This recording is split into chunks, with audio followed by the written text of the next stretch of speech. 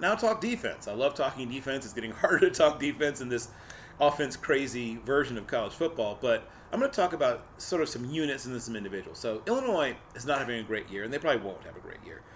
But their defense really plays good, sound schematically, though they break down at times just because they're so young. They're a very young team.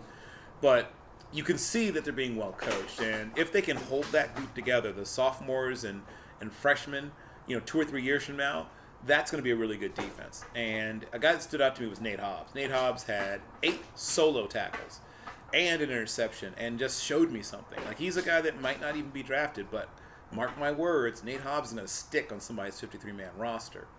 And out there with him was Isaiah. What was his? Oh, it'll come back to me. They had another kid that I liked, but Illinois, hold it together and you'll be good. Just don't go around firing people. You're not the kind of place that you're going to just bring in some miracle coach and suddenly start winning 9, 10 games. Let Lovey build. Gray guy, Isaiah. Might have been Gray, but he also flashed for me. I think it'll come back.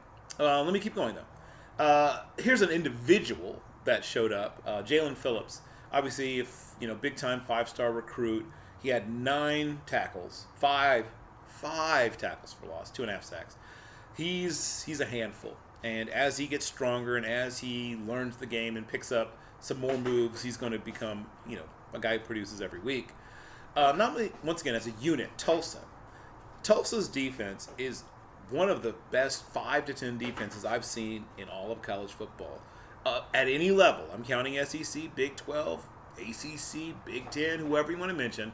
I know Tulsa's not a huge program. In fact, they're the smallest by enrollment program, I believe, in all of FBS. But my gosh, Zaven Collins showed up. He had 6 tackles, a sack, and an interception. Tyneil Martin, they play with a 3-safety defense, and all 3 of their safeties are guys I think might play at the next level. Tyneil Martin was good. Davion Jackson was good. Kristen Williams is kind of my guy. He's not flashy, but he's super smart. He's the guy that kind of helps everybody else get arranged. He had 3 solo tackles, a couple of assists. Jackson had 7 solo tackles. No, did he? He was all over the place. He had a bunch of tackles. I know he had a forced fumble, which was a big play. And then Tyneil Martin had 5 solo tackles. All those guys can play. And they have other guys who can play, but those are the guys that I sort of wanted to pick out. And then Cincinnati has a really good defense. Once again, in an era where defense is very, very difficult to play. And they have, once again, a bunch of good guys in their secondary. But my favorite is James Wiggins. He's a guy that's athletic enough that he made the freak list that Bruce Feldman puts out. He had 4 solo tackles. He had an assist. He also had an interception. And he can cover. He's a safety who can hit, but he can also really cover. He's got almost a little bit of Malcolm Jenkins to him, though Malcolm Jenkins was a corner in college in his first few years in the pros. But Wiggins could probably, in a zone-heavy scheme, play a little bit of corner, though you'd like him better as a safety. He could probably play free or strong. Here's a name that is sort of newish to me. Not new, but a guy that I hadn't really noticed before. Sticking with Cincinnati is defensive tackle Marcus Brown. He had 4 solo tackles. He had 4 assists. And he had 2 sacks. And he's a 297 or so pounder. He's sort of a tweener. He's a guy that's not super athletic, so he's not a classic 3 technique. And you'd like him to be about 20 pounds heavier if you wanted to play on the nose. But as a sort of a tweener D tackle, there's a place for him somewhere in the NFL, maybe in sub packages.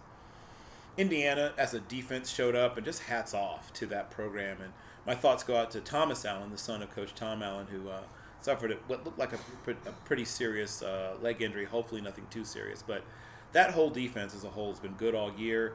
They're a big part of why Indiana, even though we talk about their receivers a lot and we talk about Michael Penix as a quarterback, I think the biggest part of why that team is so good is their defense. And if they end up being a one-loss team, and I could fully see Indiana losing just 1 game, it'll be because of their defense.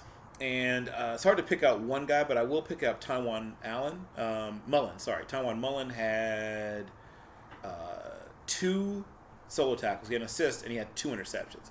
And though one of them was, not the most difficult interception, the other one was one that impressed me a little bit. But he's a guy that I think I'll be seeing more of, and he's a young player. UVA has a stout defense. Well, usually a stout defense. Once again, there was defense that plays well most of the time, and then has some just bust where they give up big plays sometimes, but I'm going to mention a couple of their guys. Charles Snowden's the most well-known prospect. He's a guy who could possibly bulk up and play D end, or just be a very super long, rangy, drop linebacker, a guy who sort of plays D end at sometimes and plays outside linebacker. He can move him around a bit, find ways to use him. People talk about Deion Jordan or Barcavius Mingo. He's got a little bit of both in him. I'd like to see him get stronger, whether he plays linebacker or defensive end, because he looks like a power forward out there, but he's really good. He had a solo tackle, he had a couple of assists, and of course a sack. He's going to get a sack. He should get a sack pretty much every game he plays.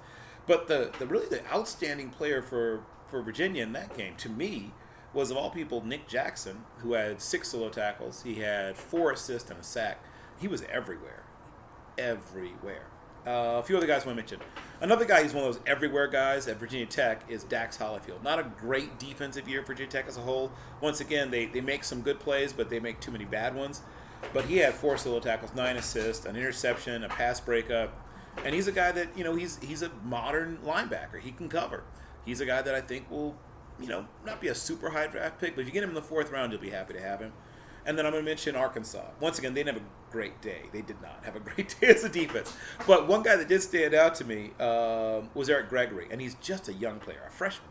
But he had 2 solo tackles. He had a couple of assists, and he had a sack. And as he learns the game and gets stronger, he's a name you'll continue to hear here, I promise. So those are my defensive units and players for my Saturday Superlatives.